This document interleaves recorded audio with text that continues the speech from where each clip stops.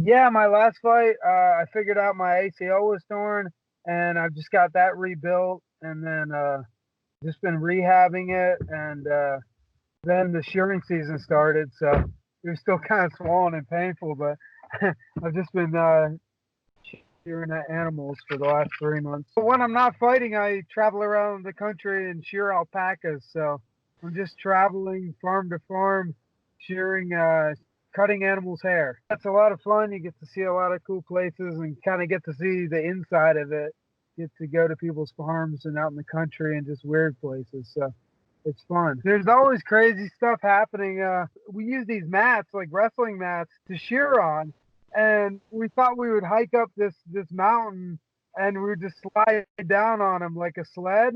And so there were three of us. We hiked up, and we wanted like a steep spot so we get some speed, but we didn't realize like from looking up at it, it didn't look as steep as it was when we got on top. And then once we got on top, we couldn't see it. So we were going down, and then all of a sudden we were just airborne. And then next thing we know, we were like hit the snow, and we were like 10 feet into the snow, and we finally dug ourselves out, and basically it was a cliff, and then we shot off of that. I was actually like super worried because my last fight I tore my ACL, so I've been trying to rehab that, and then I was like, oh shoot, I snapped this again because they say apparently like the new tendon they string through there takes a while to actually heal. So I was scared to death I like broke it again. Different people tell me different things. Like everyone's telling me like it's like 11 months before you're supposed to like get kicked or something, because they're saying like that tendon feels pretty good right now, but they're telling me like if I stretch it or like something like that, it takes basically your body has to turn that tendon they took out of your knee and drilled a hole and ran through your knee.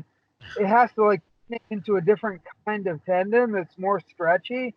So they're saying this what they put in there is like it can get stretched. So this time to actually turn it back to the right kind of tendon into an ACL type tendon. So I don't know who to believe or I feel like I could do something sooner than 11 months. Sounds crazy.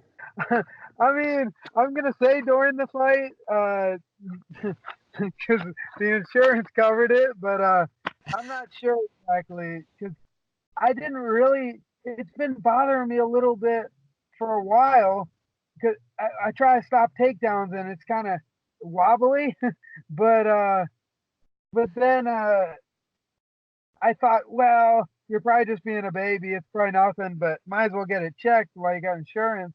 And so I got it checked, and then I'm like, they're like, yeah, it's completely gone. So I guess I knew about it after the fight, but I'm not really sure when it happened. I mean, it definitely hurt it when it took me down, but it had been kind of bothering me for a while. If the UFC is if you're fighting for the UFC, you can. Every other promotion, you know, the insurance was just trash. I got cut one time in one of my fights, and I was like, I'll just stitch it myself. And then they're like, yeah, go to the hospital, go to the hospital. So I was like, oh, whatever, it's covered. And then they're still trying to chase me down and get money for that. I could have just gone. I stitch myself all the time. I stitch alpacas like it's easy. They're running me down for that money still. It's ridiculous. It's like thousands of dollars to stitch me up. I could have just done it at home.